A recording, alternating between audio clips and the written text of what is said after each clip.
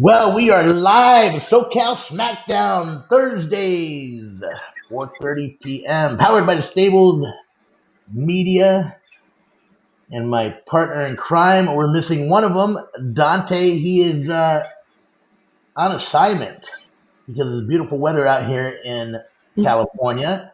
Unlike my other partner, which is in YYC, the great Joe Madden. How are you, Joe?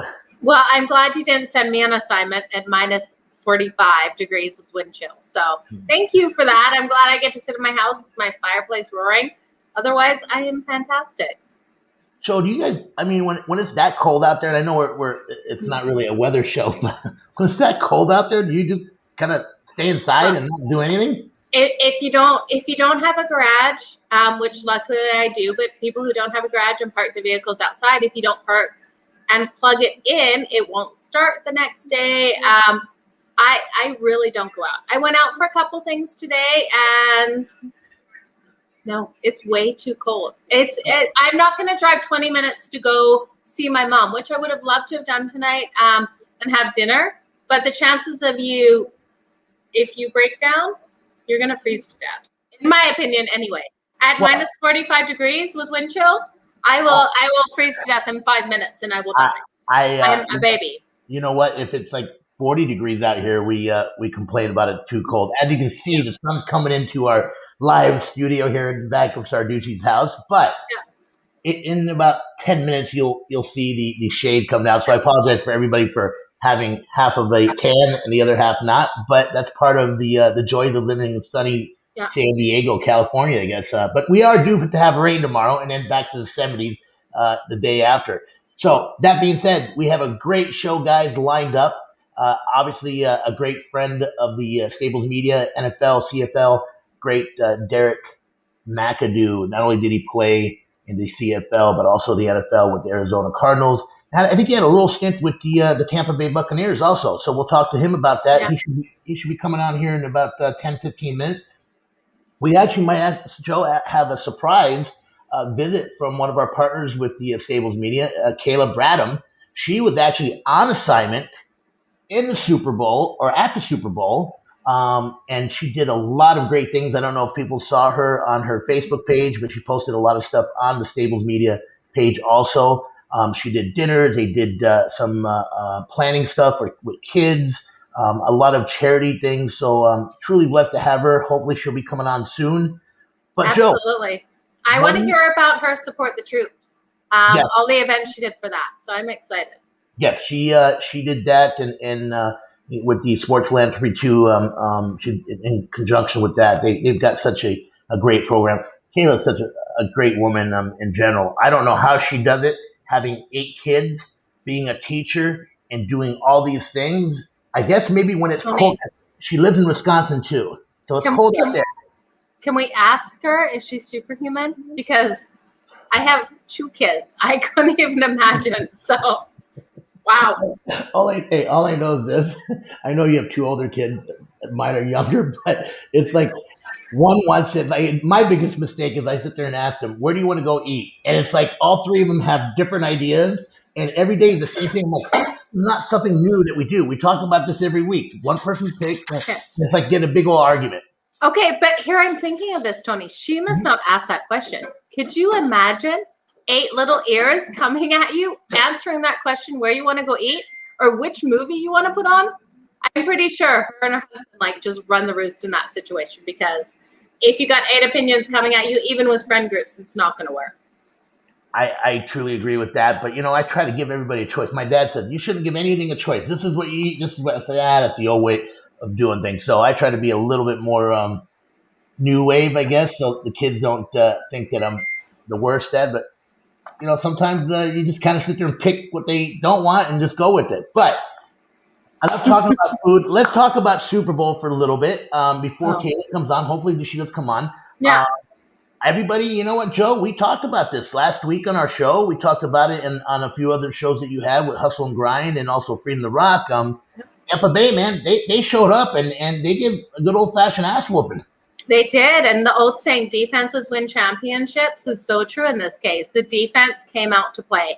They played exactly like we thought. They played a deeper defense. They didn't run the blitz as much, And they owned KC in this situation. They didn't even allow them to score a touchdown. KC had one of the worst records, not the very worst in the NFL for that red zone completion rush touchdowns, but they had a terrible completion rate, and they did exactly what we thought. They couldn't get that touchdown. They had to kick the field goals, and Tampa Bay's defense held them to where they didn't even get those third downs on most of the time, and fourth downs only hit 3 times out of I don't even know how many, because those third downs were so pitiful. Well, watching the game, obviously the big thing, I thought it was going to go under. I didn't think it was going to be a blowout per se. Obviously because of the fact with Kansas City and having Mahomes and he, I watched the kid even during that game, man. He gave it his all. He made some plays that he was tackled and he got out of it and threw stuff. I'm like, holy cow! But that being said, he has never lost, from what I understand, he's never lost a game in double digits. No. And that, I don't know, will that do something to his psyche? Do you think that'll sit there and kind of get to his head? Or do you think that'll sit there and give him more of a stride because he's so young? Okay, so I think because he lost to the GOAT, Tom Brady, it's not going to be as bad as if he lost to anyone else. He could have lost to Aaron Rodgers, anyone else, but the Tom Brady thing won't rattle him as bad because Tom Brady is. And I have to say, and I said this on Hustle and Grind the other night, I've never been a Tom Brady fan, but watching that game, I was like the Grinch. My heart did grow 2 sizes for Tom Brady. And I hate to say that because he's never been my favorite in the NFL. But he had no tantrums. He did not cry. And we have our favorite guest in Kayla. Well, hey, guess who just showed up? I you know what? We're going to ask her. We're going to put her on right now. But Kayla, how are you? I'm doing great. Thank you, guys. So happy to be here with you. Just so everybody knows, this is Kayla Bradham. She is part of the Stables Media Network, and she does amazing things throughout not only the network, but also for her sports philanthropy and being a teacher and a mother of 8 and doing a lot of charity work. We want to ask you how you become Superwoman, because I have 3 little ones. Mm-hmm. Kayla says she has 2 older ones, and we can't figure it out. Yeah, as soon as I found out on top of everything you do, you have 8 children, I was just, okay, Superwoman, that's your new name to me. So honestly, you guys, I gave a little talk this morning, and it was all about having a really strong offensive line. And I'm abundantly blessed, to have 8 kids help me. My oldest is a senior in college. My youngest is in 1st grade. So I have an amazing line at home of big kids who pitch in and work really hard. At work, I'm surrounded by really great teachers who care about the students. With the Sports Philanthropy Network, I'm blessed to work with really great athletes who care about making a difference. Here at Stables Media, a really amazing team who's committed to educating and entertaining our listening audience all the way around. It's really the offensive line and the people that I'm so blessed to work with. Kayla, I will say this, from the day that I met you, and I know this is kind of off track of sports, but from the day I met you, though, you took my daughter underneath your wing. The situation went through, but you have a heart of gold. You sincerely want the best for people. So thank you. Keep doing what you're doing. But we want to hear a little bit about what you did in Super Bowl. And you went out there, Tampa. Not only did you do a lot of different things with the military and then the kids planners and all that stuff, but just tell us about it. We've got a few minutes here. Tell us about what you did. Gosh, I don't know where to start. Some highlight moments. For us at Stables Media, I got to meet and get our good friend Striker's autograph. So he autographed 2 business cards for me. Striker is a 14-year-old boy entering the maintenance phase of leukemia in Tampa Bay. His doctor appointments are right by the stadium. So to be able to hang out with him and his father and just really hear his story and see, his love for sports and how well he's going through this process, that was a huge blessing to me. All of us at Stables Media, hello, Striker. We're a big fan of yours. Hello, Striker. We are a big fan. You know what? And I taught Kayla real quick. I don't mean to jump in. His father the minute that they won. And he was like in tears. I mean, he's like, Tony, you don't understand. And I was like in tears. I was like, man, you know what? And he said, I'm so glad that this happened for Stryker. And then I just, obviously we all know what he's going through, and no one should go through any kind of cancer, let alone a child. But we're praying for him. We're keeping his hopes and strength, and he's hopefully going to get out of this sooner than later. That's right. Prayers to your family, Stryker. We're cheering for you. We are, Stryker. So go ahead, Kayla. Yeah, so that was honestly one of my highlight moments. Everybody thinks it's glamorous and being at the Super Bowl, but that was for me really, really touching. Other cool things, there was a big event at the Tampa Bay Zoo, and the whole purpose was to end human trafficking. So an amazing event. Tickets start, I believe they were $1,000 a ticket. Perks of being in the media for sure. I encourage anybody young who's listening who says, boy, I'd love to do some cool things. Start a podcast.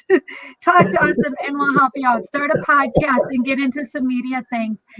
So that was a great event. I got to see some of my really good friends, Tyrone Keys, Earl Christie and his wife.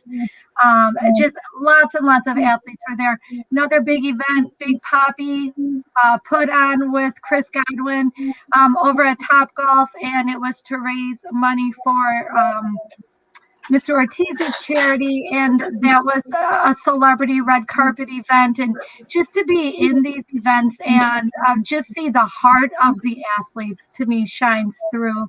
Getting on the Air Force Base for the NFL Salute to Service, really cool experience. We got to take a look at the B-1, B-2, B-52 bombers that were used in the Super Bowl and really get up and close and personal with that. Got to see the attack dogs in action that would be used in any duress situation, and the search and rescue and how that would work if it needed to. So the Air Force really showing their commitment to the Super Bowl. Got to interview a great guy from Pennsylvania. A lot of us are friends with a lot of the Pirates. So he was so happy to, sort of get that Pirate shout out, that Steelers shout out. But all in all, just really working with the Hunger Task Force. That was sponsored by the Dairy Council and Campbell's Soup. Being able to work with children in the community, building gardening boxes and hydroponic gardening. Really cool story about those. If you have 1 second for me to share. Awesome. We worked with I worked with two little girls. The oldest name was Bridget, and the youngest was Violet. And my partner, Roy Kessel, was off with another boy building boxes. And I said to the little girls, after we got to get on a Zoom call with some athletes and talk about the importance of eating vegetables, it turns out the younger sister doesn't speak English. Wow. Because their family just came here from Honduras. And it just happened that the person that my partner was working with was the brother of these two girls, unbeknownst to us. And we were able to use my cell phone for the girls to record a message to their mom in Spanish. One of my juniors in high school is an immigrant from Honduras as well. He listened to the message and said, Miss B, how can I get involved? And we've made a personal commitment to sort of adopt this family that we got to work with. And I think that's the best part. It's just an opportunity. Well, not only that, bring the smile to, the kids in general, they're innocent. We've talked about this in personally and with Joe and also with you, Kayla, that, kids are innocent. They don't understand and they just kind of feel, and having them smile like that is unbelievable. So I give you so many kudos. Now, again, Superwoman, I don't know how you do it. What was your, I know the moment with Stryker and meeting and doing all the charity stuff. What did you see different about Super Bowl? Obviously with the pandemic, but did you see that it still had that the aura, the excitement like normal? Because you've been to a few of them. Yep. So some things that I would just really shout out, Tony. Number one, the commitment from the city of Tampa Bay. I was able to meet with the auditor. I was able to listen to some speeches by the mayor, the Super Bowl committee, just being in the NFL commissioner, being in some of these things and just really seeing and hearing their commitment. And I'll tell you what, the city of Tampa Bay, they kept their word on their commitment to COVID. I did a lot of live streaming and people were in masks. They took the NFL experience, which is usually in one big building and people are all close together mingling. They spread that out on the bay into 3 different parks. And it was sponsored by Lowe's, and you walk in and it's welcome to the NFL experience. This is a reminder that everybody must wear masks. The food tents were in different tents so that you went to one tent at a time. It was just something that a year ago, I don't think we would even imagine that the Super Bowl experience would be outside.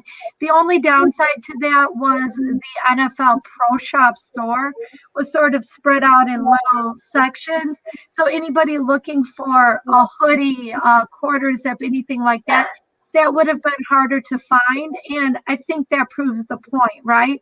If it was all about money, you would have been able to get that quarter zip. You would have been able to get your hoodie, your parka, your caps. Those things were much more difficult to find this year, which I think really shows a true commitment by the city of Tampa Bay. Very impressive. Oh, I love that. And now I was watching all your videos on supporting the troops and how amazing those were, interviewing those guys. What was your favorite moment of that? I don't know if I can say this live, but I'm just going. Right?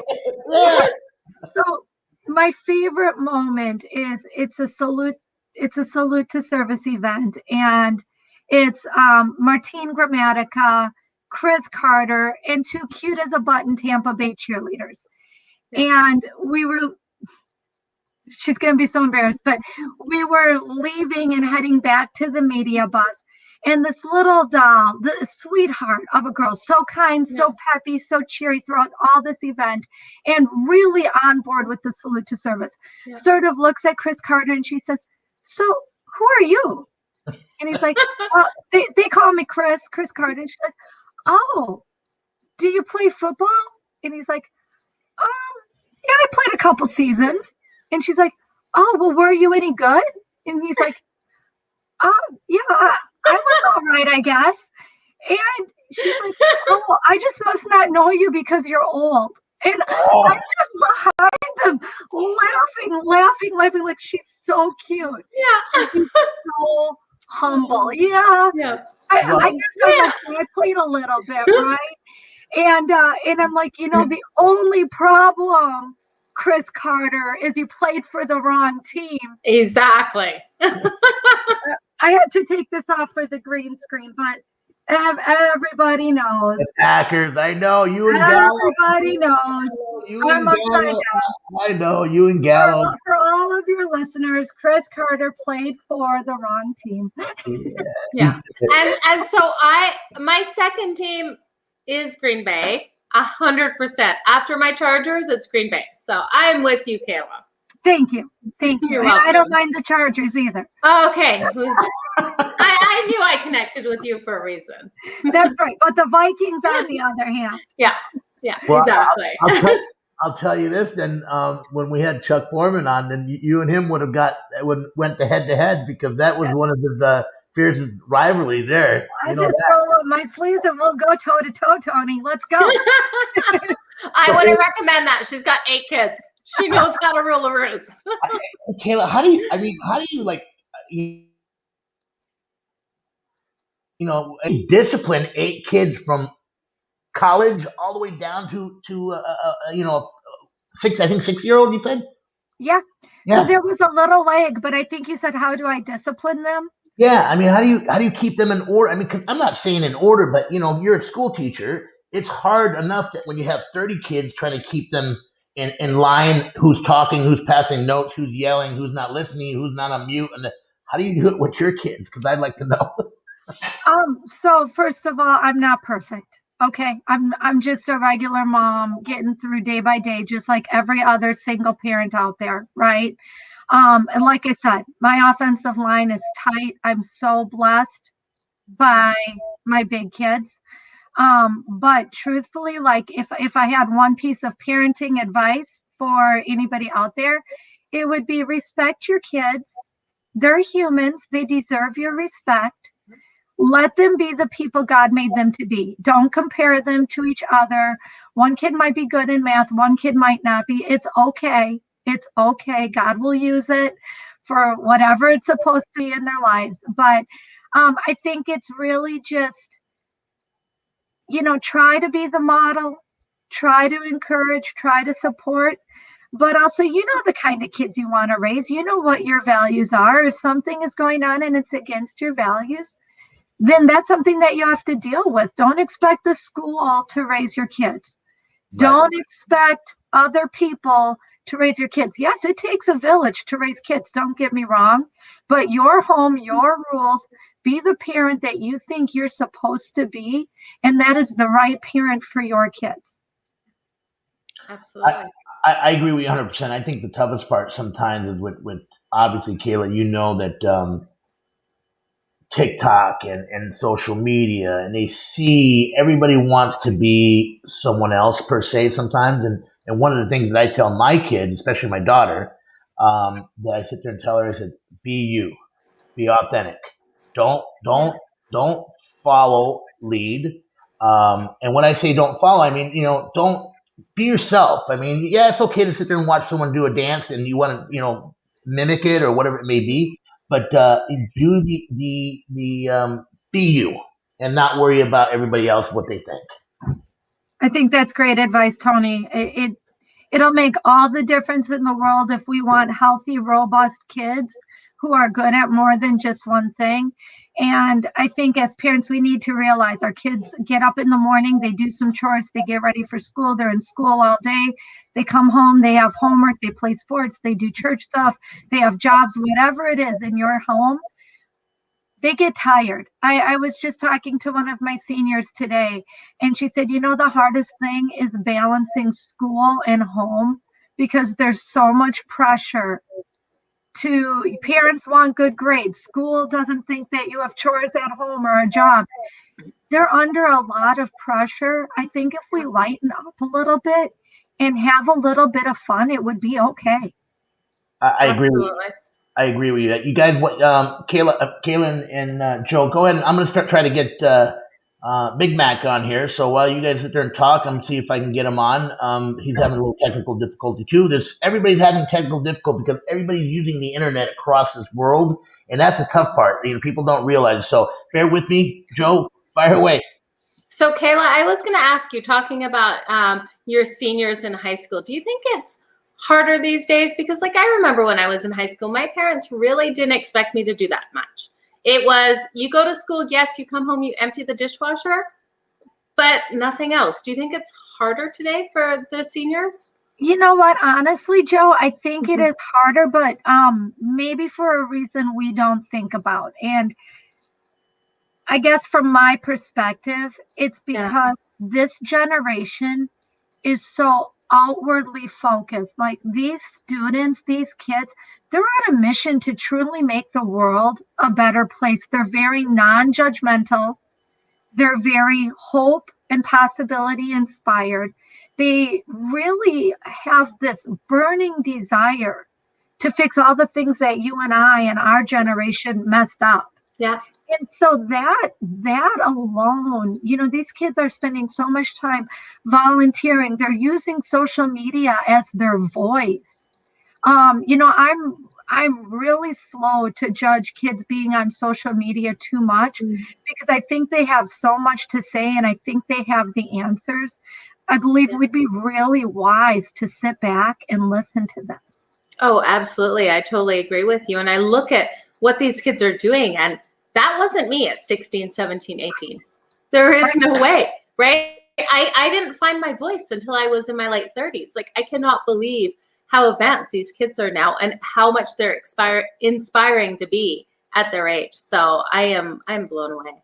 Yeah, me too. And I love it. It's just interesting to hear their viewpoints, and they're so original. But the thing is, they can back up their beliefs. They know exactly why they believe what they do. And I listen to them and I'm like, Oh, that's a good point. I never even considered it. Thank you. Absolutely. This generation a lot for teaching me. Yeah. So as being a high school teacher, how are you finding their grades? Are they still excelling in school, or are they looking at their outside options? Well, I was on a Zoom call I guess it was 2 weeks ago now, with a gentleman from New York. And he said in New York, second quarter, they found, and anybody from New York, if I have this wrong, please correct me. I'm using this as a caveat that it's second party information from an academic person in New York.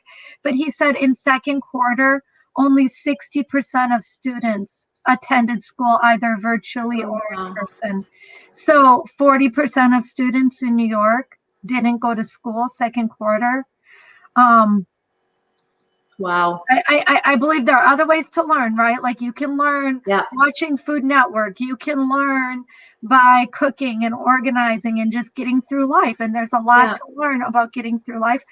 Here in Wisconsin, our school is in person all day long.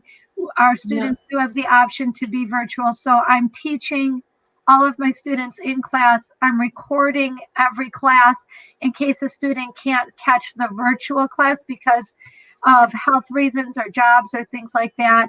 And I'm teaching simultaneously virtually. So it's a lot of work. I'll be honest. It's a lot of work. I can imagine it. Has it doubled your workload or tripled your workload? It feels like it. I think we all know nobody's a teacher for the money, right? So it doesn't matter if now we're working 55 hours a week and last year we were working 50 hours a week. At some point, it doesn't matter. It really is about the students. It's really about, I sort of say this, teachers who love teaching teach children to love learning. And if we can do that, it's a win. Absolutely. Oh, I love that, Kayla. How long have you been teaching for, by the way? I don't know. Great question. And I'll be honest with you. I sort of hit the glass ceiling in corporate America. There was no way that I could go any higher than I was in the fitness industry. And I really had a burning desire in my heart, number one, to spend more time with my children. That sort of job, is a 15-hour-a-day kind of job, right? Yeah, absolutely. And I wanted to be with my kids a little bit more. I had some seniors in high school at the time, and I didn't want them to leave without that year. So I sort of stepped back. I dabbled in doing some recruiting. Found out that for me, sitting behind a desk was not a good job. I couldn't see you sitting behind a desk at all. It was not a good job. And an opportunity opened up. I had been doing the sports consulting. I'd been doing sports philanthropy. So that was always sort of my back end. But it was this, how do you have an income every week where you know exactly that you can pay the bills? And teaching opened up 2 years ago. And I said, you know what? This is a really great way to give back to my community. Milwaukee is certainly a hurting community. As everybody knows, our listeners know, we've had a lot of racial tension in Milwaukee with the shooting at the mall, even more recently. So to be able to go back and reach into the community, I teach at a Milwaukee Public School Choice Christian Academy. And to be able to go in and give hope and give possibility and say, listen, guys, I'm the first person in my family to go to college. I was raised by a single mom. I was raised in poverty. I grew up severely, physically, sexually, and emotionally abused. But look at me. You guys love what I do in sports. You love the people I know. You can be those people. It's about choices. It's about just doing the next right thing and don't get into gangs, don't get into drugs, don't drink, don't smoke, make good choices, and you control your life. You control the outcome of your life. And if I can get students to see that, and they're like watching me at the Super Bowl and they're looking at my media credentials and they're like, Miss B, I want to do that. I say, guess what? You can do that. That's the message. What a true inspiration. Can you tell me how your love of sports became? Yeah, absolutely. So, Yeah. I just said seconds ago, I grew up in a single parent home in poverty, severely abused. I'm an only child. So I can remember two things stand out that really developed the love of sports. Number one, taking that tennis ball, throwing it up against the garage, and it just sort of like thunks to the ground and rolls 3 or 4 feet, picking it back up. Yeah. So lonely. So lonely, right? So that was one. The other was I think I was in 3rd grade, maybe 4th grade, and it's the beginning of the school year, and I come home and there's 2 letters in my folder. And one is to sign up for band. Now, I wanted to be the best alto saxophone player there ever was, right? I love it. I'm so excited. Like, I'm going to join the band and I'm going to play the saxophone. And the other was for mini maids. And I was like, and I'm going to be that left-handed hitter who, like, I'm short and I'm spunky and I'm fast. I'm going to go. So I said to my mom, I'm so excited. And I was telling her, like, how happy I was that I was going to do these things. And my mom looked at me and she said, I can't afford this. They both cost money. And I really can't afford either one. Yeah. And Joe, my heart sank, right? Because I was going to be like, bam, here I go. And my heart sank. And I just kind of looked at her and she said, I'll find a way for you to do one, but you're going to have to pick one. And that's the best I can do. Yeah. And I was torn and I cried myself to sleep because how do you choose between the alto sax and mini maids? Yeah, exactly. Mini maids won. My team was the Boston Red Sox. I started off as catcher, got a concussion at the first practice. Didn't work. They put me on third base and left field, and I started playing mini maids. And from there, it was sort of a football cheerleader, basketball cheerleading.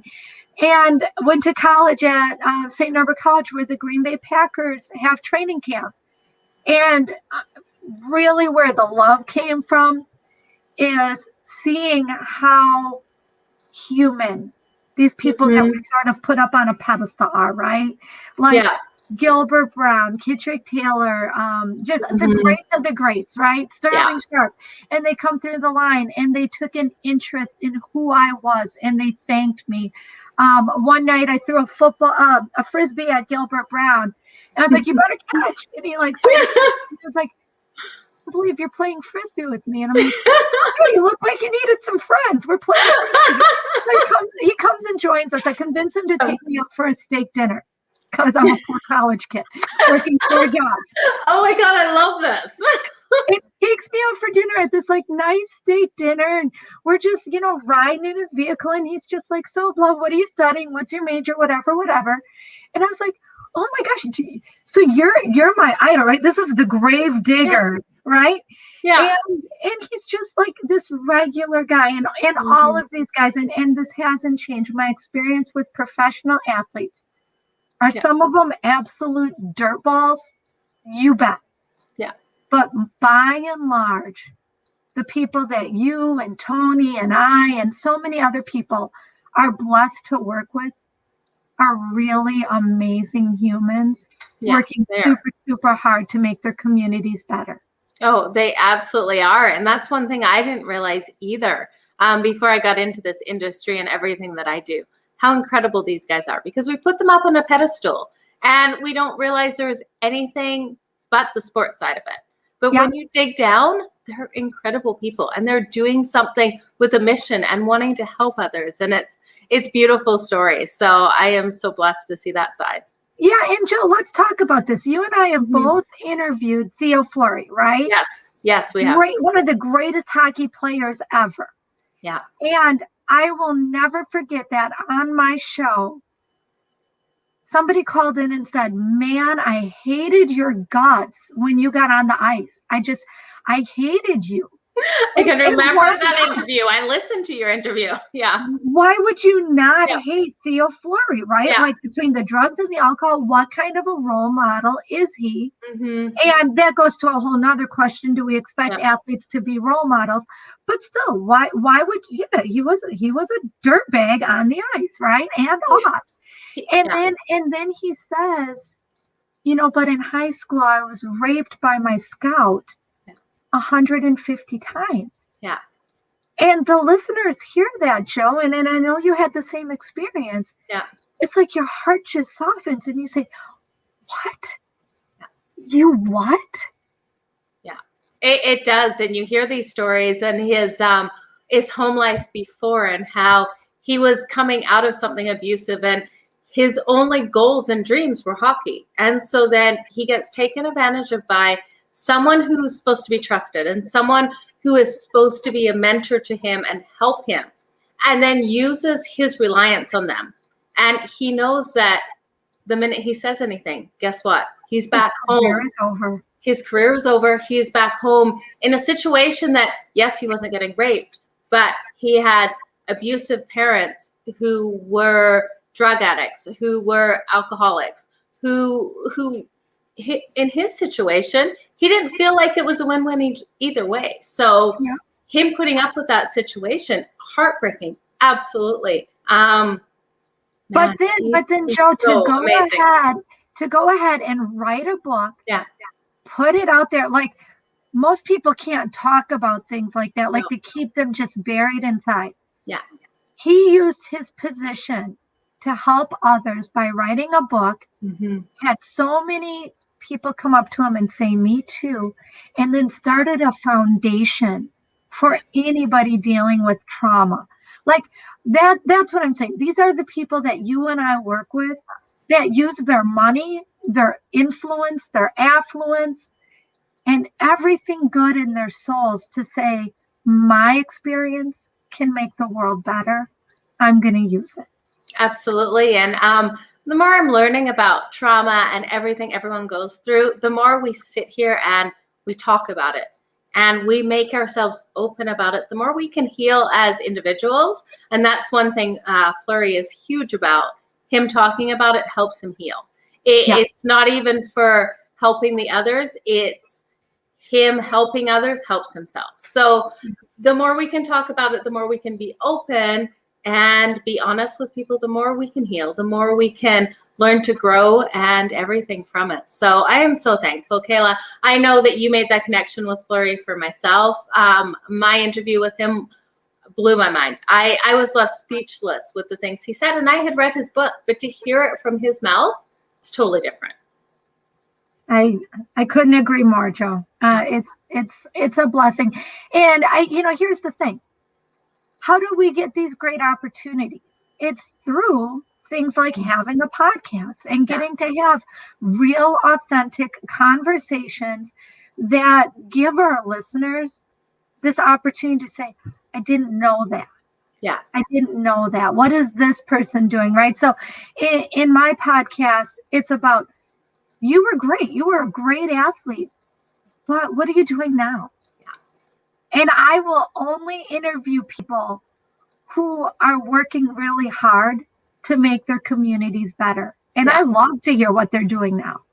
Absolutely. And you have some of the best stories. I love watching your show all the time and just hearing the inspiration from these guys, because they've taken something where they've been a role model in the community, because athletes are, no matter what people say. And that's why I love supporting the Philip Rivers of the world, which he is out there and he's really showing this positive role model for all the children.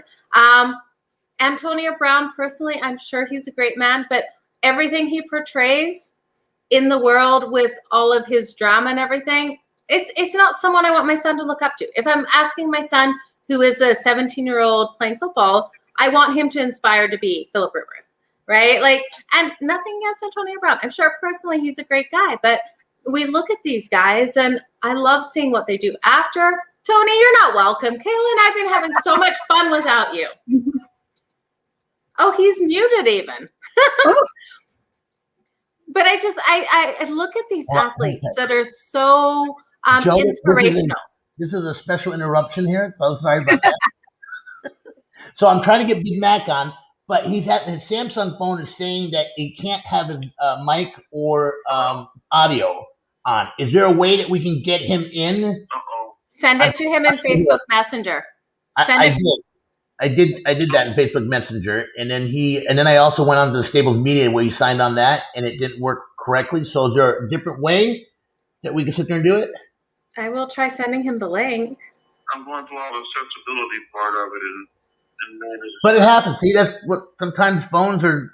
If he just takes the link and puts it in Chrome exactly how it's spelled out, he should be fine. I'll put on the phone and I'll be on next week or whatever. Okay, so here's hey Big Mac, 1 second. Hold on. I was gonna say I just love hearing his voice. Can we just add audio through your phone? Yeah, here's what we're gonna do, Big Mac. I'm gonna bring you audio just straight in. So we'll just have you straight in on the phone, and then we'll talk to you for about 10 minutes, and then we'll have you back on next week. How's that? Okay, so I can stay where. Stay on the phone right now. I'm gonna put you on my mic, so they'll ask you questions, and then we'll have you back on next week. But stay on the phone right now, and then I'm gonna sit there and just have you start talking to them. How's that? Say hi to everybody. Hey Derrick, how are you doing? This is Kayla from Legacy After the Locker Room. Can you hold on again, Kayla? Go ahead. I said, hey Derrick, how are you doing? This is Kayla from Legacy After the Locker Room. How you doing? I'm doing good. I'm always doing good, I guess. You know, for whatever it's worth, your audio is coming through great, and I'm just so excited to be able to have the opportunity to speak with you. So thank you. Oh, no problem. That's fine. Anything for Tony. I appreciate we all feel that way. That was the kind of thing. That's so kind, man. I appreciate it, Big Man. And you know what? We will get you on back next week, and I'll have my master of technology, Joe. She knows all of that because I'm like looking. I'm like, I don't know. Either that or my 9-year-old. She knows how to do this better than I do, Big Mac. So that's the joy of having kids. That's exactly what it is. I can Hayden. I'll call my son. I'll say, Hayden, come here for me. All right, so lady, why don't you ask Big Mac a couple questions? We'll have him on for about 10, 15 minutes, and then we're gonna have him on back next week, and then we'll bring on some another special guest with him too. Derrick, absolutely. I want to ask you highlight of the week. Let's hear what's been absolutely incredible this week. What did you say now? I didn't get it quite. Oh, say it again, Joe. What has been your highlight of the week? My highlight of the week? Yep. Is being able to walk without pain. No, just kidding. Well, the highlight of my week has been my son telling me that they love me at 2 different times. That has been the highlight of my week. My son's just calling out of the blue and saying, hey, Dad, I just want to tell you I love you. I said, hey, what you need? Or what are you up to? And they said, no, I just want to call and tell you that I love you. And that has been my highlight. I'm still floating. I haven't even had to walk all week. I've been floating over everything. That made my night, brother. That made my night. And you know what? I say that every day on my posts. You just sit there and call your friends, your family, and your loved ones and tell them you love. Because you know what? That one word means so much. You know, but you speak it travels, and I'm so happy for you, man. Yeah, because I mean, you know, a 27-year-old and then a 23-year-old, you know, just out of the blue, just calling you, hey, Dad, I love you so much. That's what my youngest son said. Hey, Dad, I love you so much. You couldn't imagine. And then I was like, am I going to die or something? What's wrong with me? Did you get the doctor's results? Like, what's going on? Hey, but the other thing that I did like you saying is like, okay, what do you want? If I said that, Big Mac, just so you know, my dad's old-fashioned Italian. So if I said that to him and Joe, you know that he would look at me and say, what do you want? I'm like, nah. So you know how that is, Big Mac. I've seen that look before, especially in Canada with those Italian dads. What do you want? What do you want? Yeah, my dad, he gives me the look, and then every once in a while he'll throw something at me still at 50 years old.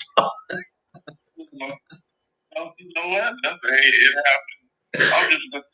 As long as he misses, it's all right. Oh yeah, he wasn't a great pitcher. So he may throw, but he doesn't catch me. I'm quick. That's why I'm quick on my feet. Yeah, but I guarantee you, if he hit you, that was 10, 22. Oh, you ain't lying. You ain't lying. Joe's had him on air. Joe's brought him on air a few times. Kayla, I don't think you've had the opportunity. You've seen him on Facebook Live. We'll bring him on. We're trying to do a show with him to sit there and talk about his past and how he came to America and doing all that. Because I always believe that once you're gone, it's too late to sit there and really find out what someone coming on the boat and the date that he remembers all that. So I want to leave a legacy for my grandkids, for his grandkids, and also for my yeah. Yeah, you're going to get the pure essence. You're not going to get someone else's words. You're going to get the true essence. You're going to get the true soul. You're going to get the true feelings of, if he had to sit there and sweat, or if he had to sit there and he was cold, if he was too hot, he's going to get all of that stuff. And I can tell you, it was actually the best thing that you can do, because my mom, being Native American, she got to tell me so many different things, and I just tell you, it totally just threw my head for a loop and enhanced my life so much before she passed, 2 years ago. So it's something that you should do. Oh, it's definitely. Yeah, absolutely. Kayla, I know you have a few questions because I know you have a meeting to go to, but go ahead and fire away, Kayla. So Derrick, thank you so much again for being on. I guess one of the things that I'm really passionate about is athletes who use sport to create hope and possibility in their communities. Do you mind sharing with the listeners, Derrick, what you're doing to create hope and possibility? What I'm doing is, especially in my community, and especially just for anyone, for the world, I'm just what I do is, if I see a young man walking in a group, I'll stop and say, "Hey, what are y'all up to?" I will just stop and ask them. I will walk up to them and ask them, and I think if you take the fear out of loving someone, or fear out of just spending time, it's not. I mean, who knows what you're going to do for somebody? And so I did it with a group of guys. There was about 6 of them in that group, and I sat down. I spoke with them, and I do it all the time with any young adult. But you really have to be careful with that. Now, that the world is so weird, but I'll stop and I'll spend time with them. I'll say, "Hey, throw me the football." I said, "You never know who you run into, do you?" And then I'll tell them about my, playing in NFL, and I try to encourage them to keep going with their dreams. Because I remember when I was little, and I mean, Billy White Hughes Johnson, if y'all remember him from the Oilers, he's the one who started out all the dancing in the NFL. And he said, all he did was say, "Hey, young man, you're going to make it one day." And I never forgot it. I never forgot that.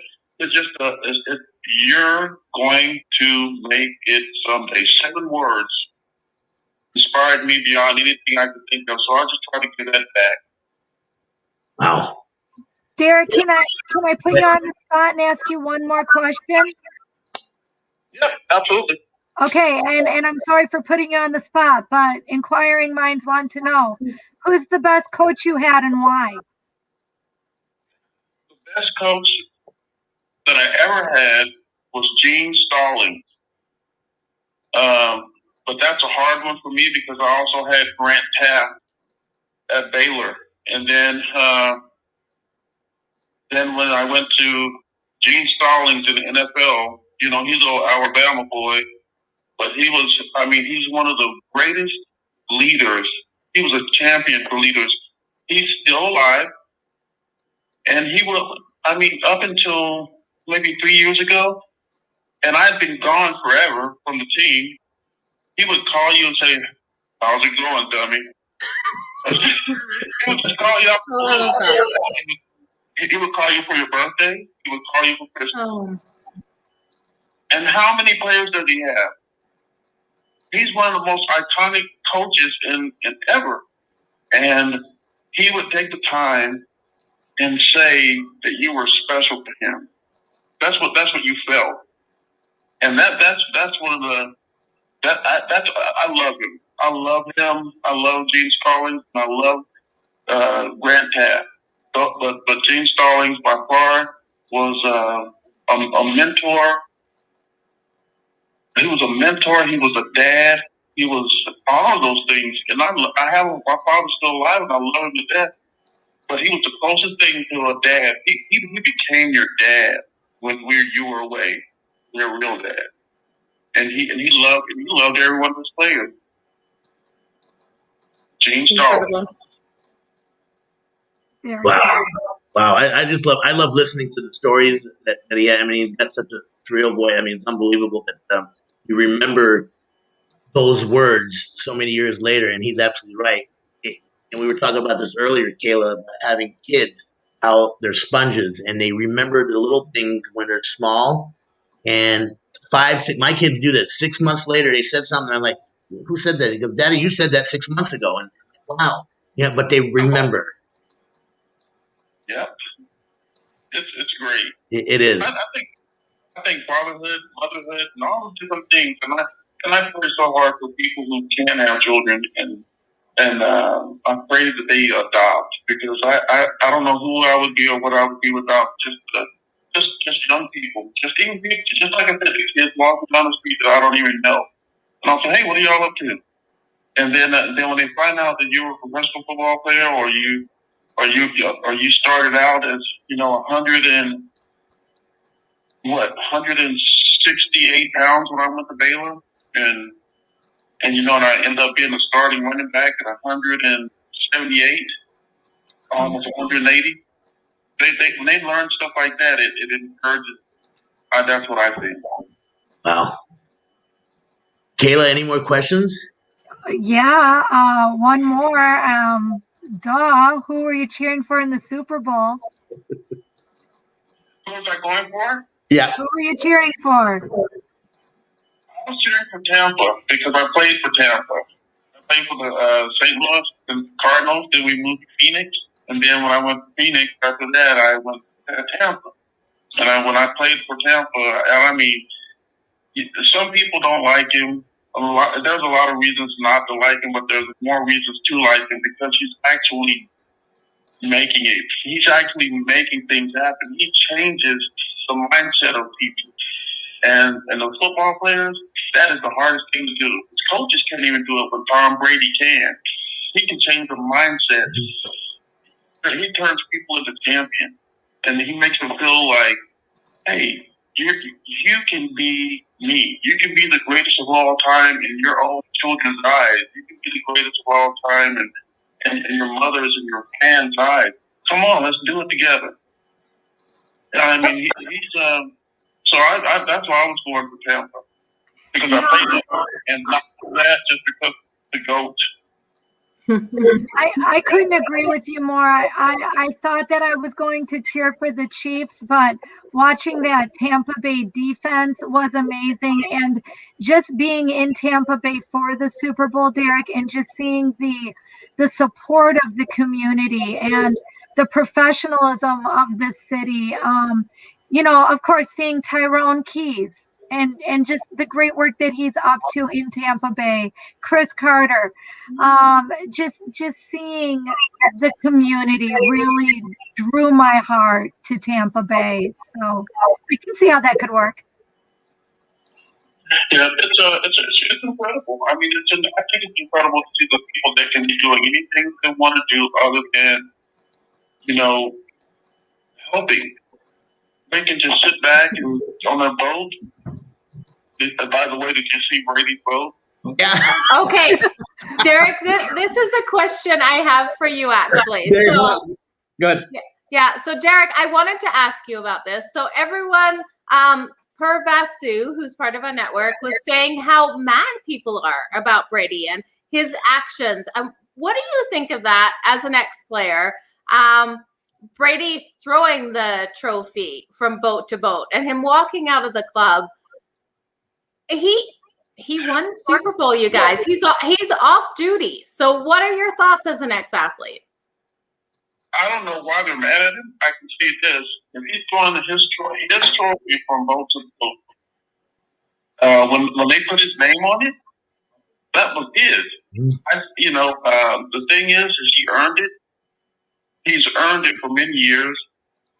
And I don't think I think the negativity, the negativity comes from just the general mindset of the day. I mean, if we showed him on a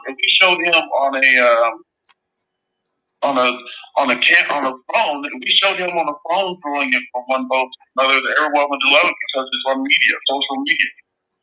But I mean, if it's just, people always look for a reason to tear down greatness. And I mean, it's all over the world. I mean, it's been happening for centuries. People always want to tear down greatness.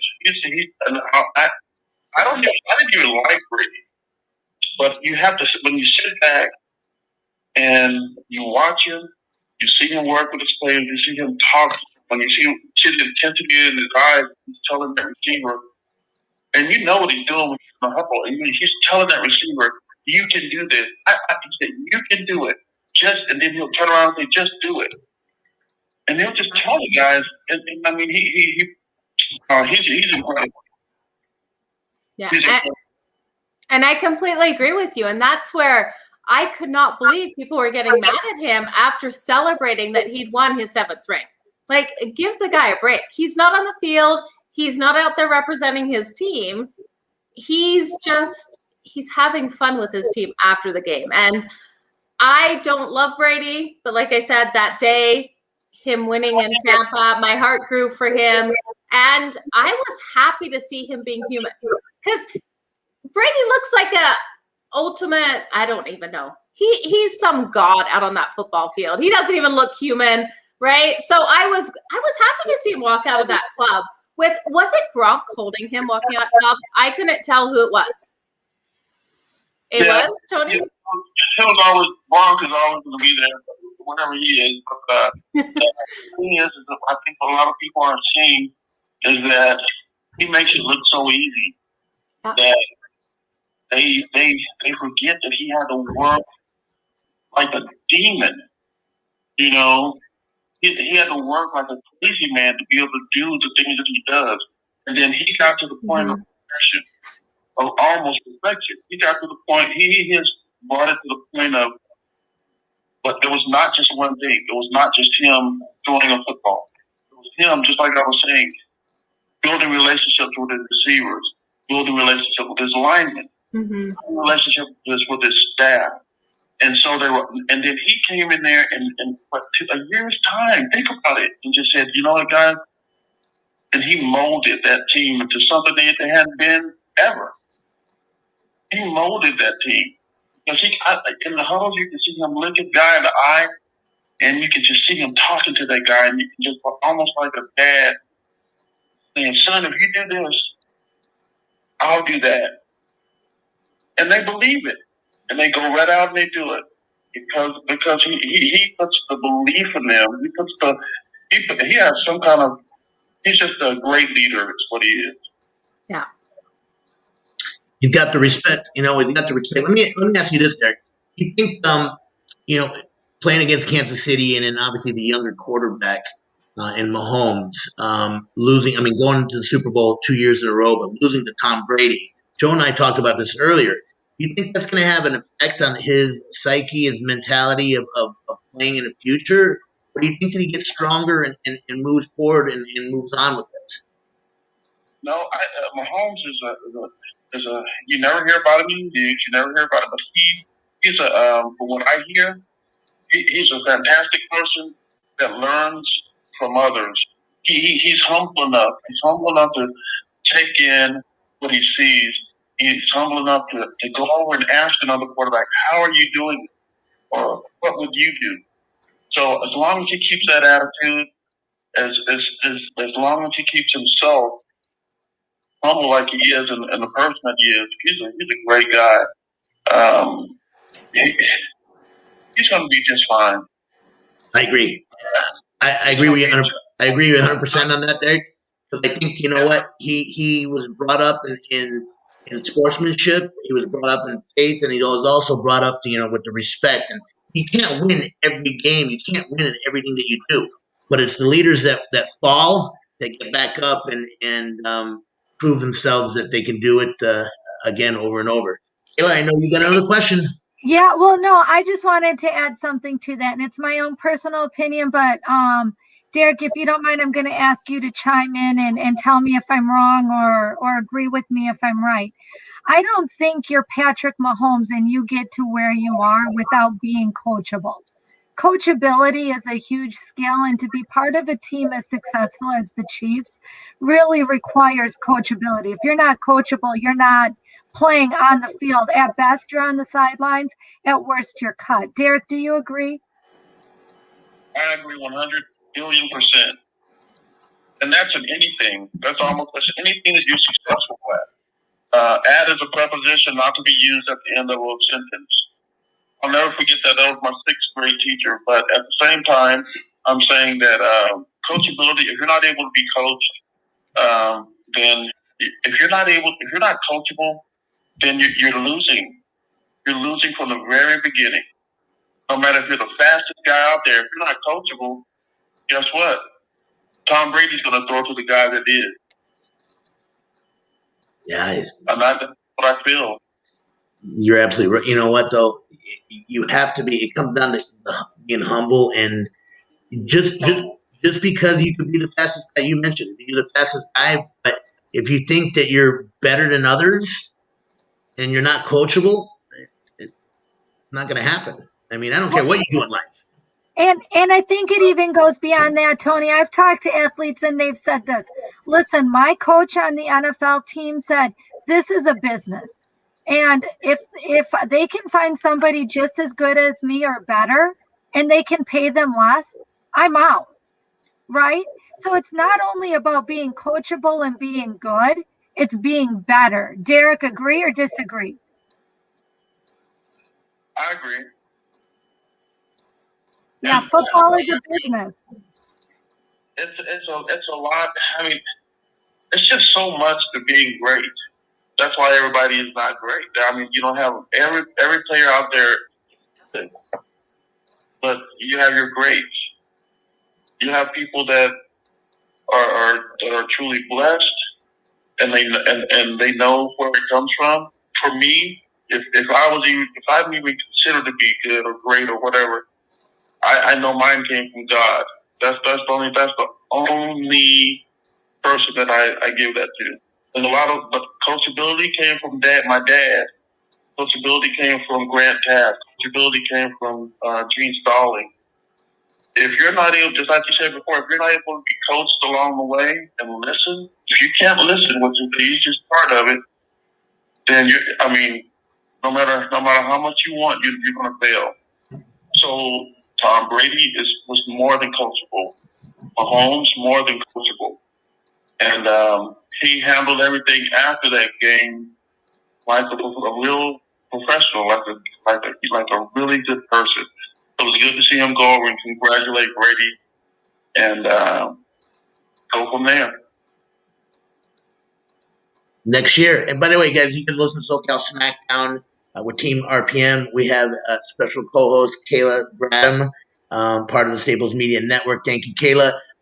We do have Derrick Mcadoo on. Big Mac. I'm going to call you Big Mac. I don't even call you Derrick anymore. Big Mac. We're brothers. So he's on the phone, but he will be live with us again next week. We're going to get all the technical difficulties taken care of. We have David Andrews that asked, Derrick, who was your favorite athlete when you were growing up? My favorite athlete growing up was Earl Campbell. Wow. And then it went to Tony Dorsett. People didn't know them, or people never saw them, had an opportunity to see them. But my Lord, what could you say about them? And their names are hardly ever mentioned anymore.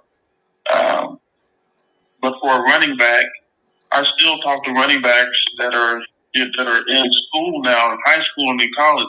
They said, "Man, I wish I had that Tony Dorsett, that little shift and take them." So a lot of those things are there, but those are my favorite. Kayla? Uh-oh. I'm going to be honest. I love what you're saying, Derrick. I think just, to hear an athlete such as yourself proclaim being a man of God, working hard to make a difference, being the person that you were created to be, and inspiring our listeners with hope and possibility by your testimony through sports. Derrick, that's what it's all about. I'm just really grateful for your friendship with Tony and Joe, and to be able to sit on this podcast and just glean from you and listen to your thoughts, and what an inspiration you are. So really, for me, it's not about the questions, it's about the thank yous. Oh, that's awesome. That's a good way to put it. And I tell you what, I thank you. I thank you so much. And, I just love Tony. And Joe, man, all my friends love Joe. they love Joe. So, but what you said is correct. And I think that I think it all starts with a good attitude. It starts with a good heart. It starts with a great mentality of not losing. And anyone can make it. It's just a change. It's changing your mindset and just loving who you are. He couldn't have said it better. And you know what? There was a slogan one time that said, "Everybody loves Bo, but everybody loves Joe." So, Joe, you can go with that. That's a good little slogan on that one, Joe. Everyone loves Joe. Okay. Well, thank you guys. I appreciate it. Hey, Big Mac. I don't want to keep you on the phone too long, but I will be in touch with you. I will sit there and we'll get the technical difficulties worked out for next week. I want you back on. I know Kayla would love to have you on her show, so I want to get you out there. The word, how you speak it, I mean, it's unbelievable. So I truly thank you. No, I thank you guys, and be safe. We have some really bad weather down here. None of us down here know how to drive with ice on the road. I learned when I was in Canada, but oh boy, it had 100-car pileup in Texas today. I read that. 100 car. Oh my Lord! Wow. And so just because they don't know how to drive on slick roads, and then and there's a number of fatalities, and then all around me all today when I was out, there were just one car wreck after another car wreck after another. It was so just pray for people down here and they're driving, and you guys be very careful where you are as well. And I'll be in next week. Derrick, thank you again from the bottom of my heart, man. We'll be in touch. We'll text and I'll call you. But Kayla wants to say one last thing to you, and then Joe, we'll spin it around here real quick. I just want you to know, Derrick, we heard about the accident. Obviously, we're not using our cell phones in school, but we saw some of the footage and the coverage on the news at our lunch. And for whatever it's worth, we're praying for your community from Milwaukee. A group of teachers in the lunchroom today, we're all watching the coverage. And I want you to know we truly are praying for your community. Be safe, please. Oh, yes, ma'am. Thank you. I've been trying to tell some people to slow it down, take it easy. And so, you were up there. Well, how is it? I said, all you have to do is slow down. Yeah. Slow down. Either that or do what Joe does. And, because everybody loves Joe. She stays inside in Canada. I just stay inside by my fireplace. And drink coffee. You guys should try it. It's way better than getting out on those roads. Derrick, I just want to say a huge thank you from the bottom of my heart. It's always a pleasure to speak to you, and I can't wait to have you again next week. All righty. Derrick. We'll see you on the here. Man, y'all are awesome, and God bless y'all. God bless you. Big Back, I'll talk to you, buddy. Thank you so much, man. I appreciate the time having you on the phone, and we'll get you on next week, buddy, okay? We'll talk soon. Yes, sir. See you then. See you, buddy. Bye-bye. Bye-bye. Well, that was actually kind of fun because I was going back and forth. Let me put my earphones back on.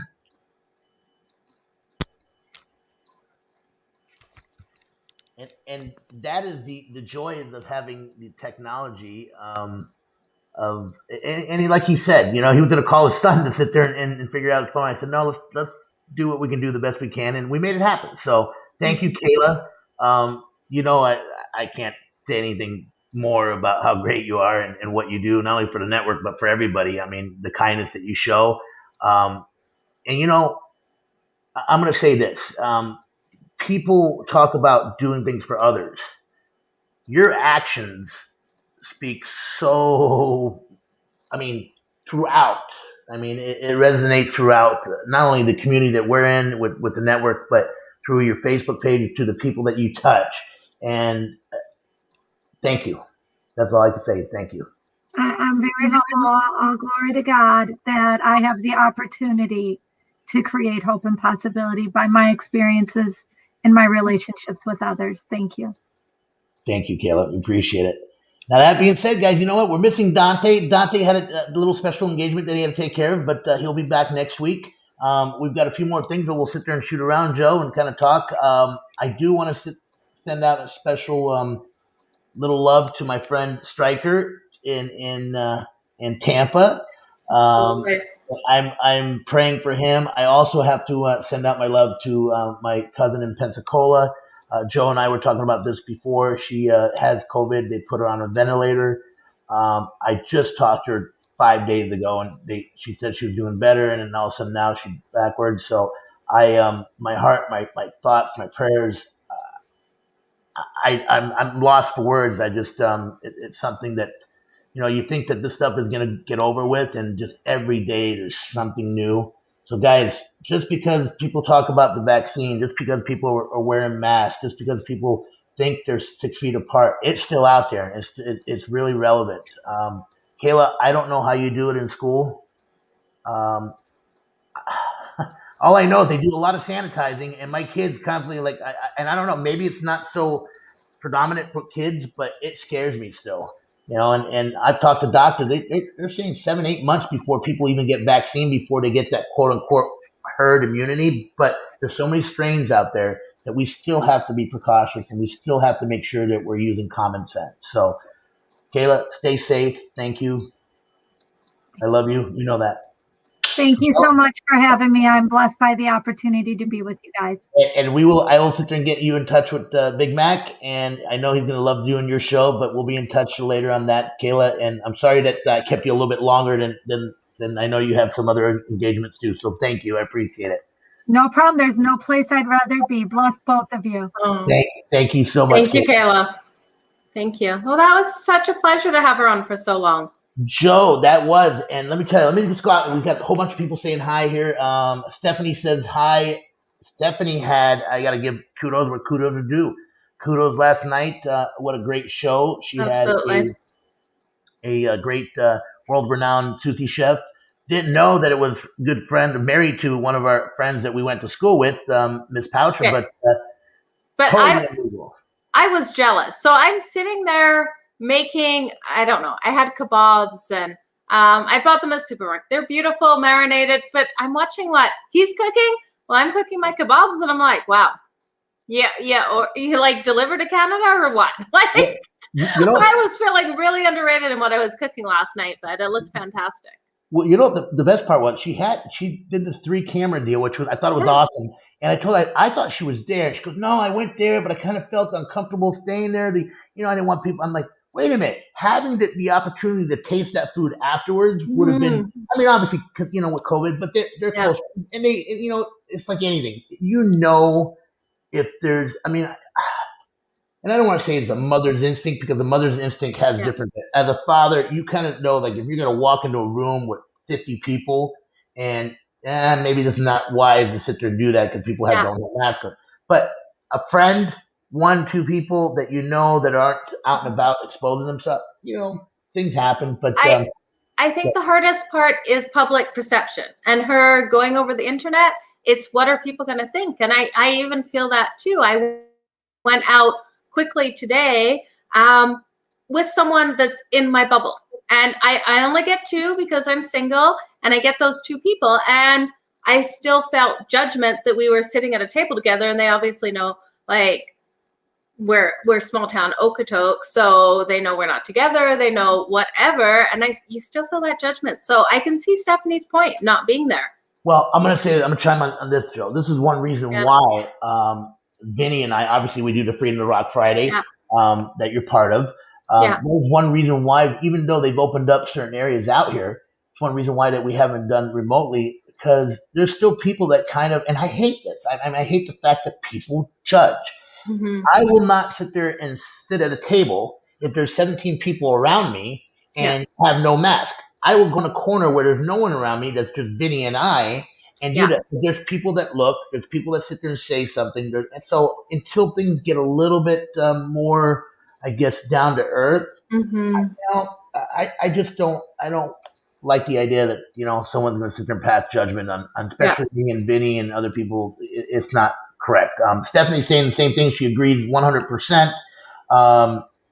Basu came on. I don't know if you saw that. Basu No, said, I didn't. What's up, guys? He says hi. Basu has Make the Money and Run daily, but he also does his Friday. I don't know if he's doing his Friday show anymore. I mean, I know he's doing his Friday show, but it's not about football anymore. I guess we could talk about football, who's going to get drafted, and so on and so forth. But Joe, let's talk a little bit about. This is funny. I thought it was funny. The guy that streaked across. This guy is a. Can I say frickin'? Yeah. Genius. But let me ask you this, because I know that you and I talked about this on That's Amore prior to the Super Bowl, and then we also talked about it on the Friday about thing. I said, is there any odds or prop bets for streakers?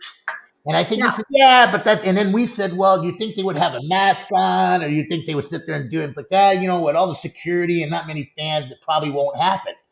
When I saw that, I had a smile from ear to ear, and I said, "Is this planned?" Because I'm thinking, and then I saw the guy in that onesie with whatever little leotard, and it was his color. It was his color totally. It was perfect with his skin tone, that bright pink. And I laughed. And then my biggest question was, from my camera angle, I couldn't tell if he had a mask.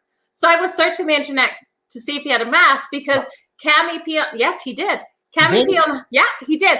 Cammy P. on Hustle and Grind said if he's going to streak, he's going to have a mask because the fines will be less if he's wearing a mask.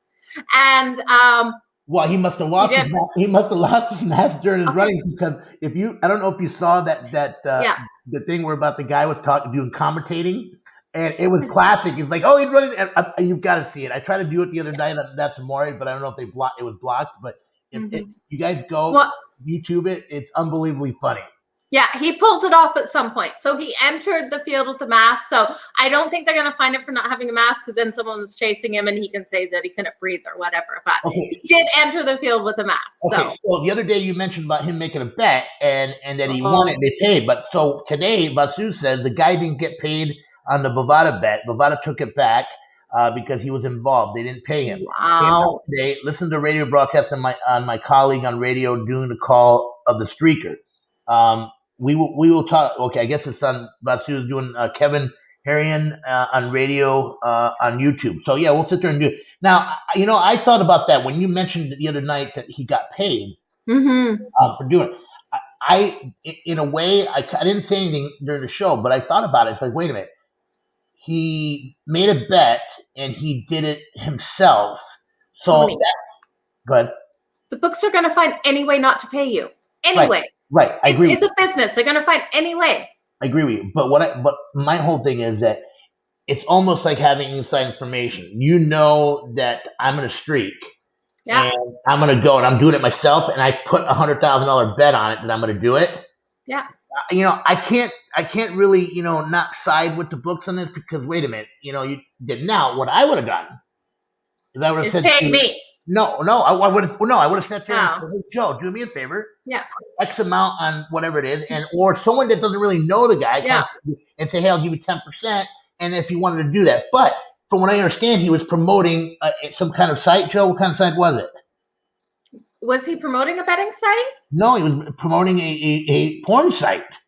Oh, okay. So he really screwed up there, right? Yeah. And the porn site that he promoted actually bailed him out. And I didn't hear that. And they paid him X amount of money to do it, but he had this side bet. And this is something that as days go on, things and more information will come out. See, but he was dumb. He couldn't just go to that restaurant and not say anything. He had to be like, I made the bet. He had to blob his mouth. And I don't know, loose lips sink ships. Well, that absolutely, and you know what? I was taught a long time ago. I really miss you online today. I miss you too. I don't. Well, we'll do a live online. Thank you. I appreciate that. Um, what I would do, what I would have done is like, right. You don't say anything. It's like hitting the lottery. Yeah. You know, if you hit, $100 million, what are you gonna do? Announce it on radio? Some of the states announce your name, but I wouldn't, because everybody and their mother would try to sit there and come after you. And then the other thing too is that I don't want to sit there and fight people off. With him though, on his end, it's like, hey, I did something. It's kind of like, maybe it's not the right thing, but I'm not gonna tell anybody, and I'll just go bring that ticket in or have someone cash it in for me, and that's exactly.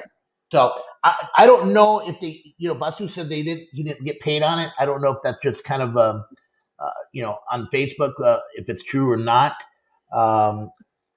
Okay, so I'm going with he's already withdrawn his money, because if you did this, if you told the world that you did this, and you had $375,000 after you paid your fine, you would withdraw that money before the books did anything, because the books don't want to pay you.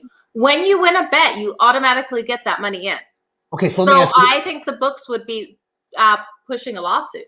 So I don't see them taking it. Did he put it on in the local bet? Because according to Basu, it was the Bovada. Yeah.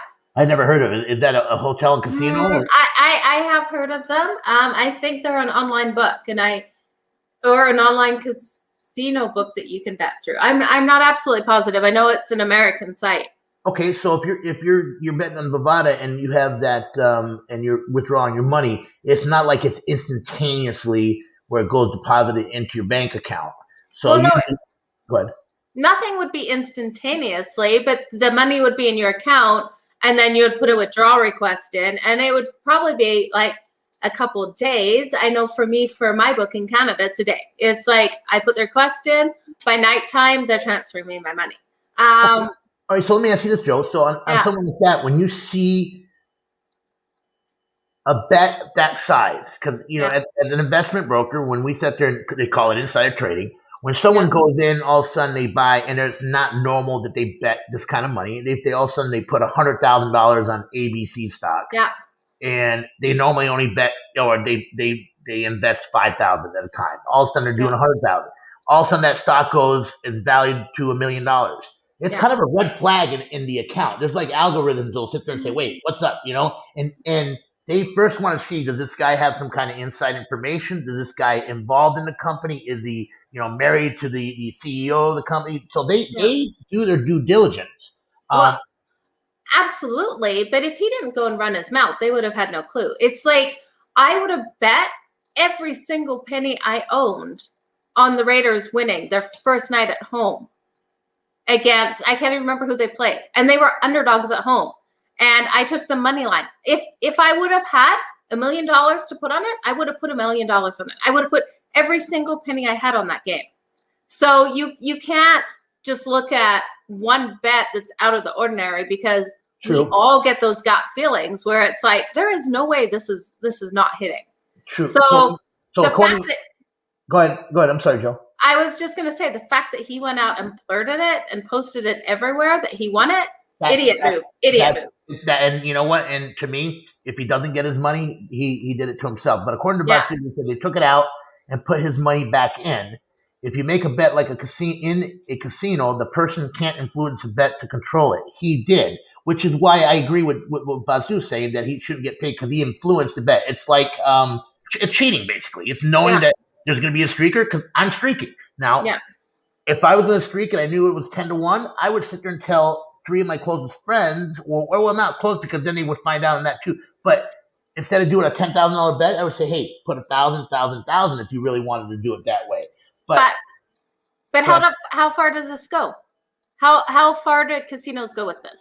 So Mattress King put Mattress. What was his name? It wasn't Mattress King. It was Mattress Out. He put all this money on. So $3.2 million. Yeah. So where are the books not to come back on him and say, well, somehow you knew and you had some inside information that the Bucs were going to play this deep defense and control KC?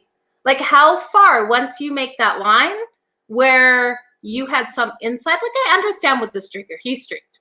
But where does that go? So that goes to Tony, you know the father of the brother of the son who does the Gatorade. And someone along the line, fifth hand information tells you it's green. You put a bet in for green and you win. And they're like, oh, no. You were told by so-and-so and so-and-so.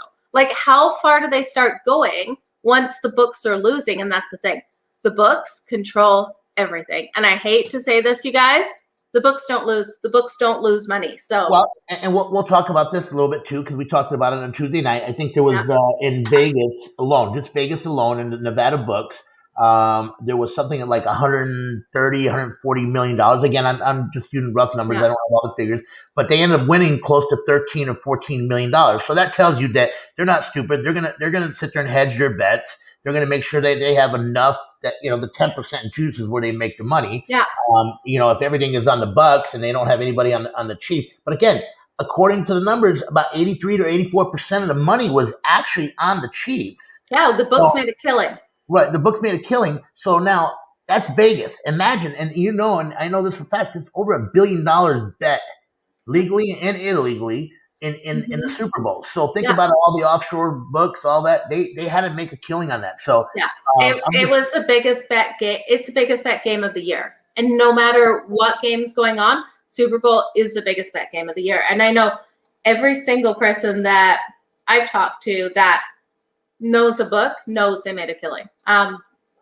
It just happened. It wasn't too, like, we didn't have a line where it was they were almost even as favorites. We had a line where the Chiefs were favored by 3 points, and everyone jumped on that. Everyone was against Brady. And when you look at the stats, when Brady was an underdog and the public faded him, he's won every single 8 of those games. There's only been 8 games where he's been an underdog, and the public has all been on the other team. And every single time he covered the spread and won. There was no way Brady was losing this game at home.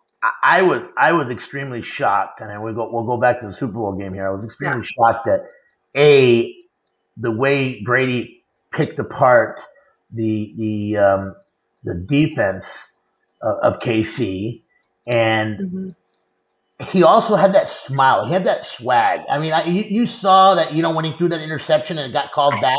I hate that he did this. Right, I start to love him. I didn't like it. But he had that smile, because I remember that pick that pick that he threw, and I'm like, no, I'm thinking like, why? And then he smiled because he knew it was a holding call on the other side and whatever it was, on that. So and then he got into it with one of the players, but he knew, like we talked about all these other players that have been on the show, where they do say things to get underneath your throat, and Brady is not an exception. He's going to say stuff to get underneath people's throat, but he also talked the talk and he walked the walk. So that, and he walked it all the way, because he held Kansas City. Everybody says that Mahomes, one of the greatest quarterbacks ever. No. Kansas City was going to blow him out. So on. They didn't score a touchdown. No, they didn't. And you know what? I really did think this game would be closer. I knew it was going to be an under game and a lower scoring game, but I really thought at least Mahomes would get a touchdown. I was worried about them with the red zone conversions and getting those rush touchdowns, but I thought somehow Mahomes would make it happen. And you know what?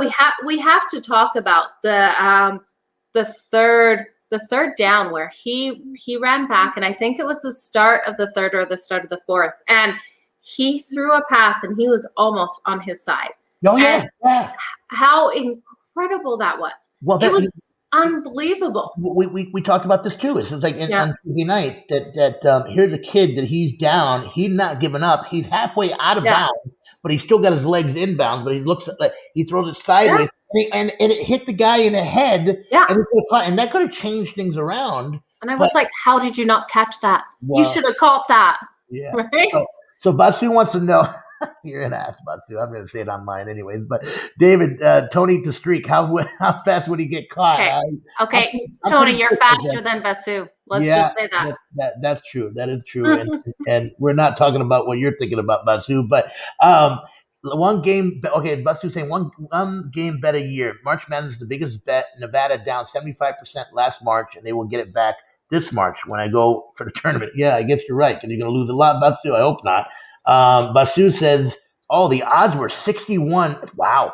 60-1 KC not scoring a touchdown. That's actually, but see, that would have been, I mean, even though there's great odds on it, but, you know, in a logic person's mind looking at KC, there's no way in the world that you would have ever thought that they would have never scored a touchdown. No, absolutely. And I ran all the stats and everything. And that's why I had Mahomes for anytime touchdown. I was worried about any of the other ones because I knew the Bucs defense would be strong. But he couldn't even get it in because I thought they would play a deep defense and at least let him in. Well, let me ask you this now. So, you know, Brady said it right on there, on live. He's coming back. Oh yeah, he'll be back. He's building his dream team.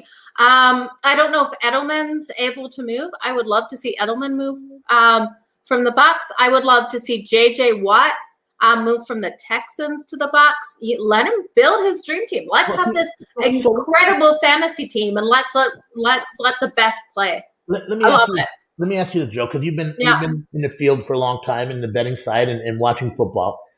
Mm-hmm. The control that Tom Brady can have now. Yeah. He brought a trophy to a team that no one would ever thought in their right mind that they would have got it, and especially beating Tampa. Now that they've got the notoriety and Brady's coming back, do you as an owner say, okay, carte blanche, as long as, you know, obviously money-wise that we're under the cap, and are you going out and building your team to do it back-to-back? Yeah. Or do you say, okay, we have the one and done and say, okay, we'll move on and No, they want to be the next Patriots team. They want to go and go and go until they can't go no more. So I heard, I believe it's Evans said that with the cap and everything, he's willing to reduce his salary to keep the team together, to keep the team strong. So when you have players like that are willing to give up money because they make it to the Super Bowl, they get those rings, it's incredible for their careers. So to give up when they're already making so much, to give up a little bit to keep under that cap for them to be able to get to the Super Bowl again, you guys, futures, Bucs, Super Bowl. You know, I was watching Brady and Gronk do a thing of Friends where they do the. Oh, they're so cheap. Right, and one of the questions I think is like, you know, if they can answer each other's question, or you know, or if they knew what the answer would be, like favorite song, blah blah blah. I think one of the questions, if I remember correctly, is what's your favorite thing, or you know what? And Gronk's like, oh, I know this, and see if they can sit there and answer, and it was Brady's answer was another ring. So it's not like his favorite is what he has. It's another ring. He doesn't look at what he has now. He wants another one, and that to me is unbelievable.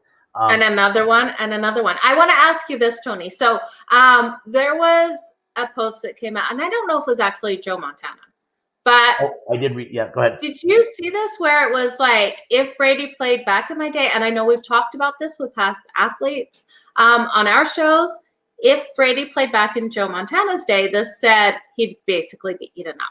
There is no way.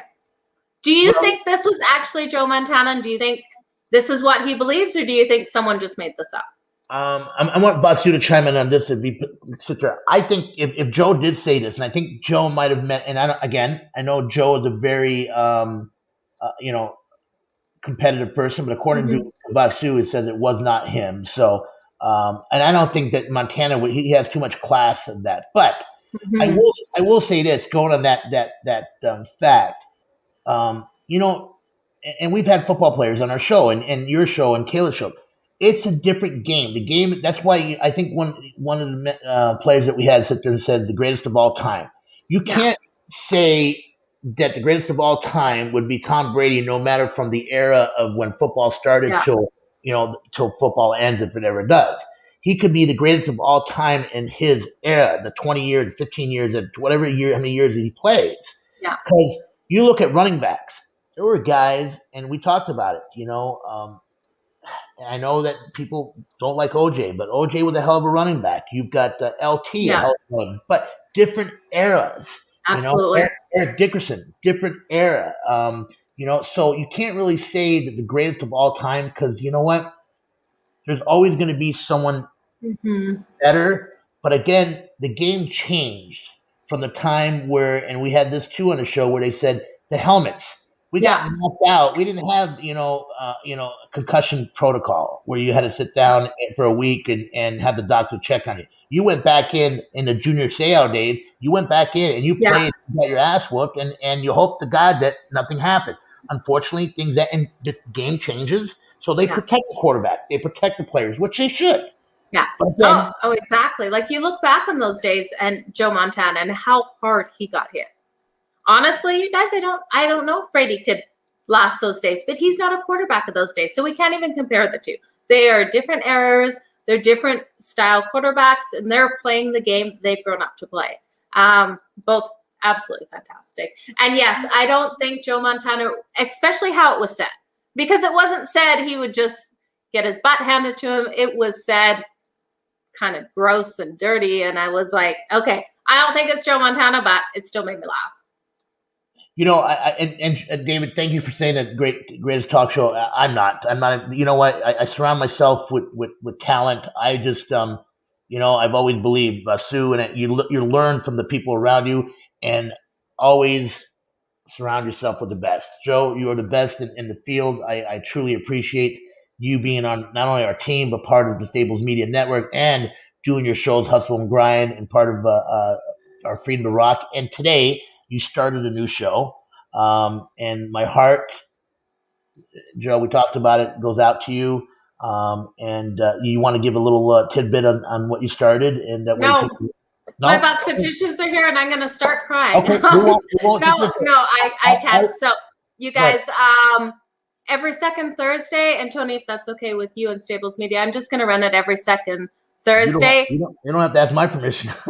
The show is called Heart to Heart. It's going to be really raw interviews that I want to show that can touch listeners, that can inspire people that are sitting there and dealing with issues that they think they're all alone in. So today was a super hard day for me. It's it.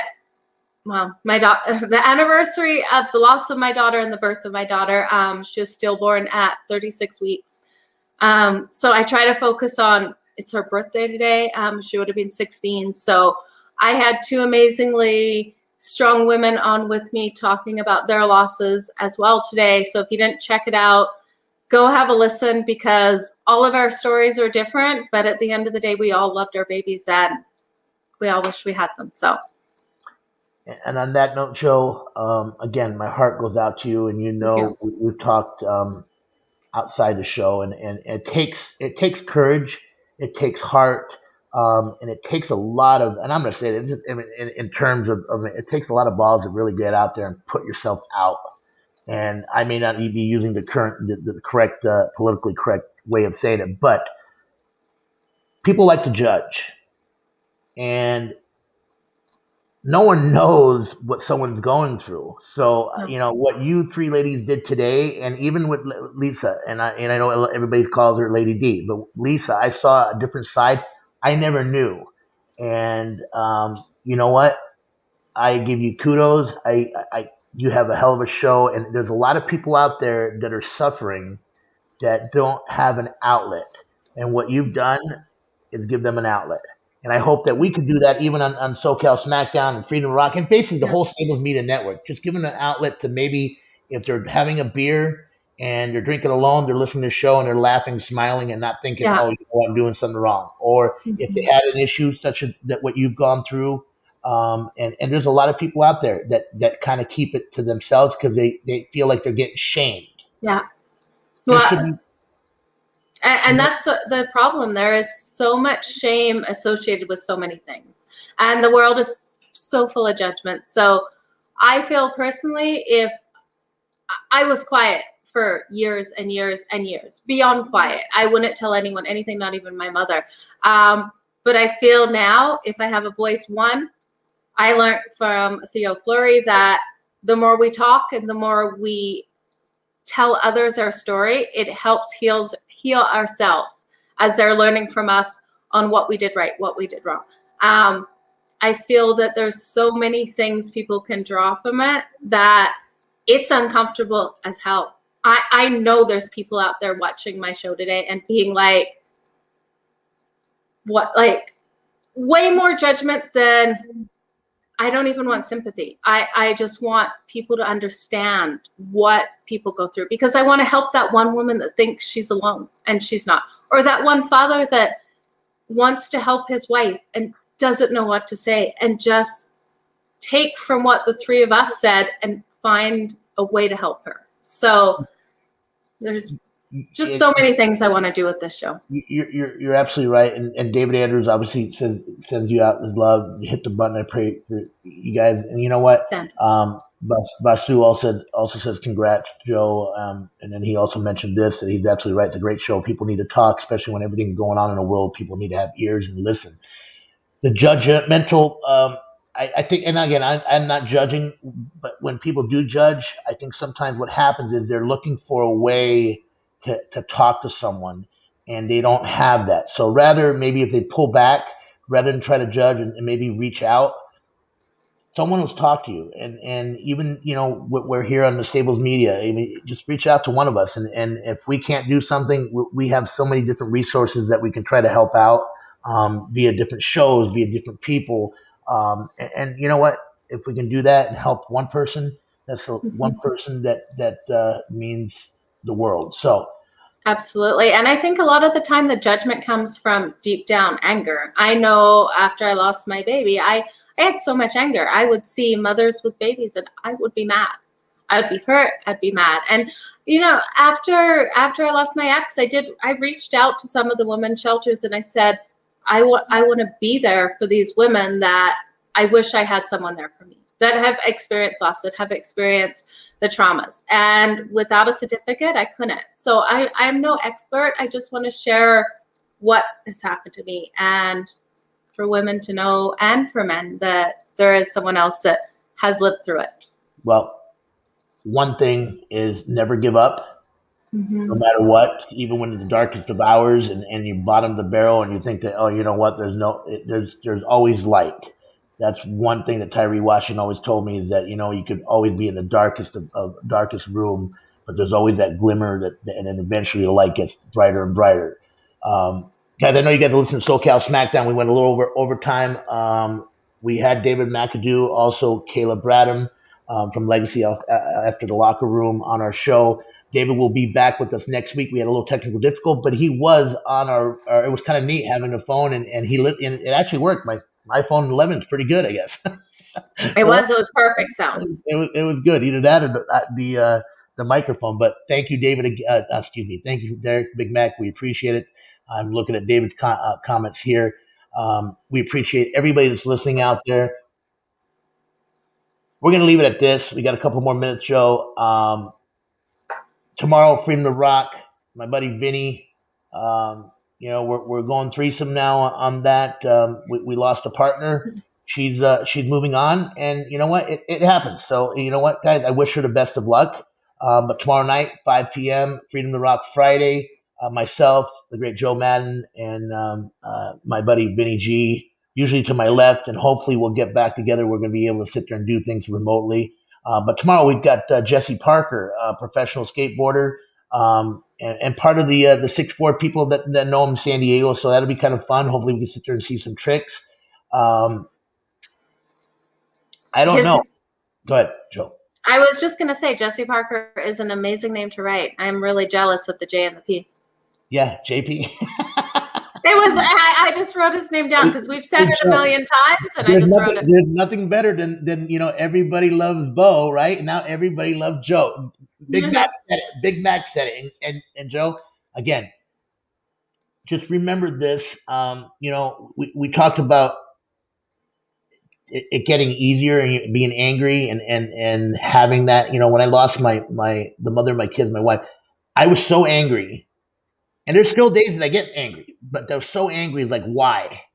And there's really no answer why, because there's only one person up above that knows, and hopefully that we can sit there and learn, and like you said, help someone in the future to understand that it's not you're not alone, and there is light, and there is happiness again, and there is love. And again, if you share that, That's the key. No, Vestu is not Jesse Palmer, football analyst and skateboarder. No, he is Jesse Parker. Jesse Parker. He is a San Diego semi-legend. Actually, I call him a legend because he knows all the big skateboarders. Tony Hawk. He's been all together. So, and then he goes like this. He said, "The Bachelor contestant." No, Bessie, you've been what? What are you watching? The Bachelor now? Let's do something else. Joe, Wow. last words because I know you have to go. You've had a long day and it's been emotionally and trying. Thank you to all our listeners out there, David, all the people, David, Derrick McAdoo, Kayla again, Joe. Last words. I'm gonna go buy some cupcakes with pink icing. If you guys want to do anything for me, go have a cupcake tonight for my daughter. So, last words. Love you. That being said, Joe, we love you. Thank you, and I will say a special prayer and yes, a cupcake. And tomorrow, guys, Freedom to Rock. We're going to start the Friday with a little bit of laughter, a little bit of love. And if I've got always my last word that I always try to say is that remember, kindness goes a lot further than being angry or hatred. So if you take the time, step back, don't judge. You know what? I do it sometimes. You sit there and like, oh, you know, why did this person do it? But if you step back and realize that we're all going through hell right now, be it emotionally, physically, financially, mentally, it's draining. I've got a cousin right now that's in ICU with a incubator on, and I talked to her last week, and she was doing better, and she went backwards.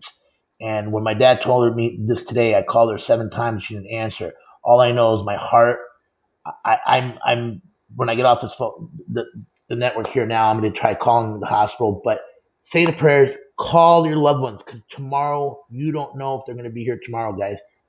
That being said, thank you so much for listening to So.Cal Smackdown. If you guys miss it, it's powered by Stables Media. It is on our Stables Media Facebook page, also on my personal Facebook page, Joe's Facebook page, and YouTube channel. Subscribe.